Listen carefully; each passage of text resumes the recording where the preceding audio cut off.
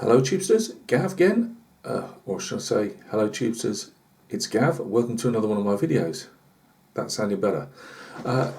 Today I am going to show you the final reveal of Military Modeller Paul's Remembrance Day / Armistice Day group build.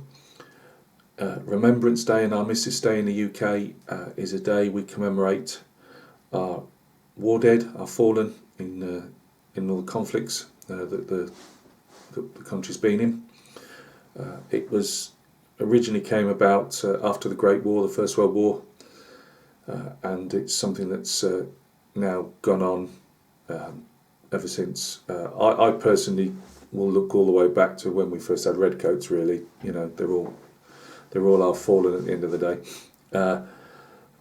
and it's symbolised by, we symbolise it by wearing a poppy. We, you know, put money in the collection box. They're usually like a paper affair. In fact, let's just, as I started this out originally, there's my little cluster of poppies that we add to every year. Some drop out and my wife puts some more in. And they go by our front door. It was a great idea of Paul's. People couldn't, he just wanted to show, mark the day that it didn't just go past. Not that the Ministry of Defence still did a small ceremony in that, but nothing like the way we would normally do it around the country. And Paul came up with a great idea to have a build, and anybody was free to do it. There's myself, Paul obviously, that's Military Modeller Paul, and Greg Riley. Greg Riley's 1 in 35 scale models. They're both doing a Churchill in 1 in 35 scale, Churchill tank. I'm doing some Perry 28mm figures from the Salute 2018, so to commemorate the end of the war, the Great War. I've done those figures on a small base. This is my second entry. I've bitten off more than I can chew, because as you probably know, I've got a first entry which is the Yeomanry Horseman in Palestine in 1917. He's still going ahead. I've just actually put together a Turkish soldier for that, which I was umming and ahhing whether to carry on with that, and I have. So that's going to be a bit longer before we finally see the reveal of that one. But let's go down to the bench, if you don't mind, and we'll have a quick look at this. They shall not grow old, as we that are left grow old. Age shall not weary them, nor the years condemn. At the going down of the sun, and in the morning, we will remember them. That's the poem for the fallen by, as you can see, Lawrence Binion. That was actually on the packet that the figures came in. These were supplied to me by my marra, Mick of the MGH 1736 channel back in 2018, and I finally managed to get them done. So I cut that off and put it on the back. It's a well-known poem. It's a lot longer than that, but it's a well-known poem. That section of it is particularly recited, and it's quite poignant, obviously, for our fallen. So blue foam, as you've seen, if you've seen my other videos on this, just stacked up. There's nothing clever about it. I'm not very good at doing clever. I've kept that black. It's supposed to be a German bunker that they've got up to when the whistle's blown and all's quiet on the Western Front, type of thing. Let me just see if we can go back. If not, I'll have to raise the camera up slightly. As you can see, again, I've used the packaging again just to put the poppy on the front, and lest we forget, the figures. The figures are by Alan Perry, I believe. They've got his marking on the back, so it must be, or A. Perry.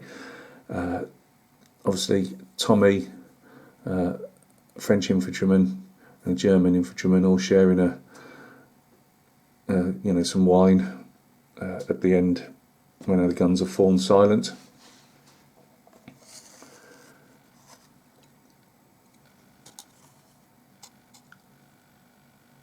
I've given this guy a camouflage helmet.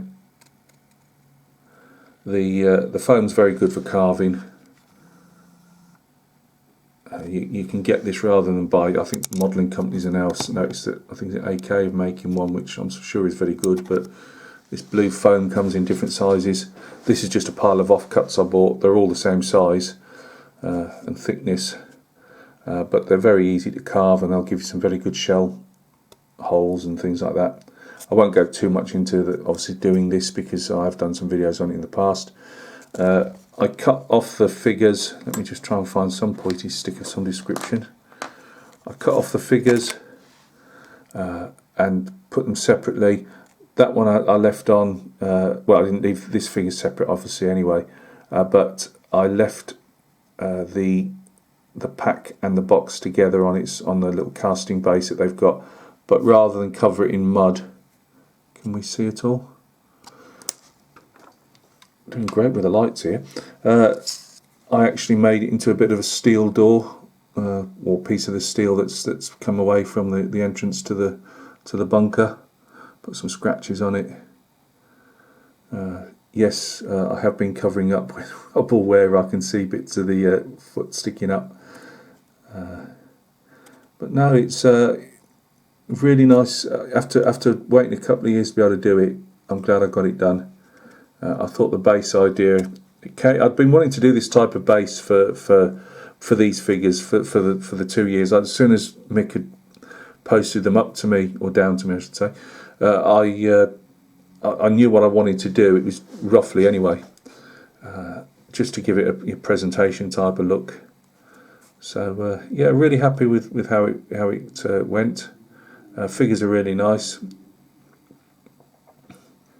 I can't really say much more really, because I've shown the rest of it off already, but I've tried to obviously keep the paint fairly muted. I've seen a couple of reconstructed bunkers, or if not reconstructed, that actually had been repainted like this, so that's what gave me the idea. And I know they did on occasion paint them. It's just trying to find pictures of them that are, but no, I went roughly with the colours that I'd seen on helmets. I'd have thought, well, if they were going to do that camouflage, and also the ones I'd seen reconstructed as well, and you find that if you do a black background and just put your paint straight on, it'll give you that faded look anyway, with the black showing through, which in this case looks more in keeping, if that makes sense. And then obviously a usual bit of milli put around. The sandbags weren't particularly great, to be honest with you, but it is what it is. So thank you very much, Paul, for putting that on. It was thoroughly enjoyable doing that, and it was great at last, after Mick had gifted me the figures all that time ago, to actually finally get them done and dusted, and you know, something that I could show off. So I'm really happy to do that. As I say, my first entry, the horse, I've just been painting I made a rope for it, the pegging out rope for it last night, and I've got the first couple of bits of paint on that as well. I've done a wire rope on that. I will get to it some stage, and I've just got to do one more highlight tonight on that, and highlight the reins that I made as well. And then I've just got to try and make a strap for the water canteen somehow. As I say, the Turkish infantry figures all together and filled, it wasn't the greatest. There was a few bits of filling on that, but we'll get to that when I show the primed figure. But yeah, at least he's all done. I've tried to roughly see if they'll either just fit on the bases that I bought, or I'm going to have to go and invest in a bigger base. But I'm hoping not. I'm hoping it'll just go on the one of the original bases, wooden bases that I actually bought. So you'll be seeing that update probably early next week, I would have thought. So guys, thank you very much again. Thanks to Paul for putting it on. I'll be thanking you a bit more yet, because I've got a few more videos to push out on this one, as it's going to take you know, another couple of weeks, I would imagine, before the first one's over the line. So look after yourselves, guys, and we'll catch each other very soon on another video. Cheers.